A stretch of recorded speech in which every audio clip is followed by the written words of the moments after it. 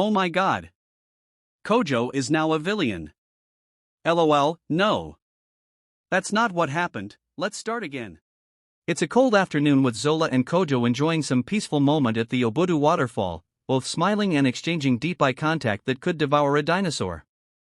But unknown to them, their amalgamated village is under an attack by unknown tribes in need of a new settlement. Zola and Kojo came back from the waterfalls in the evening but were both scared as no one was seen on the pathway. It's normal, they said to each other. On reaching a junction, they both saw bodies around and smokes coming from burning hut houses. Kojo told Zola to go back to the waterfall and hide there while he goes into the village to check the problem, as he felt something bad must have happened in the village on their absence.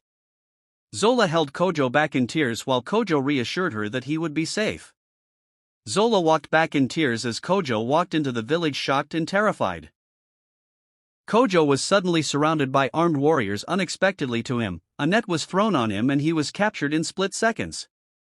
Kojo was then taken to the village square where captured villagers were gathered in wait for their unknown fate. Zola at the waterfall couldn't be calm, so she left the waterfall heading towards the village with slow but swift pace. She decided to go to her father's house first, but on her arrival she found the house empty with bloodstains on the wall. Then she rushed out in fear and panic as her heart raced faster than her body could keep up with.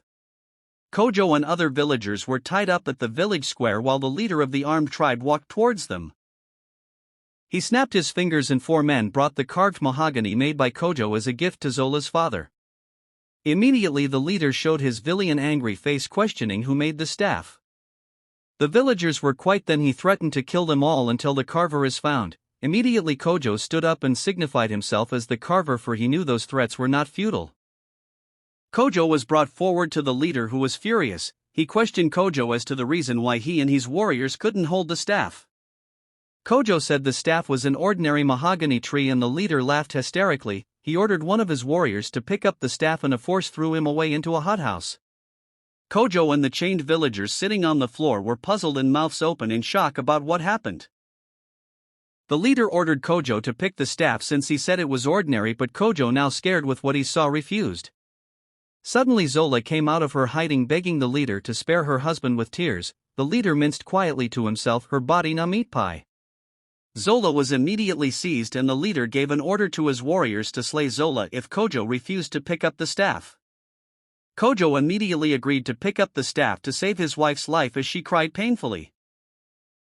Kojo walked towards the staff in fear and stretched his hands gentle to grab the staff. Suddenly he was thrown away together with the staff in his hands onto a nearby tree.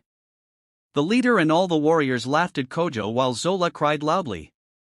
The staff began to beam with light and Kojo was seen standing up with blazing eyes and more strength.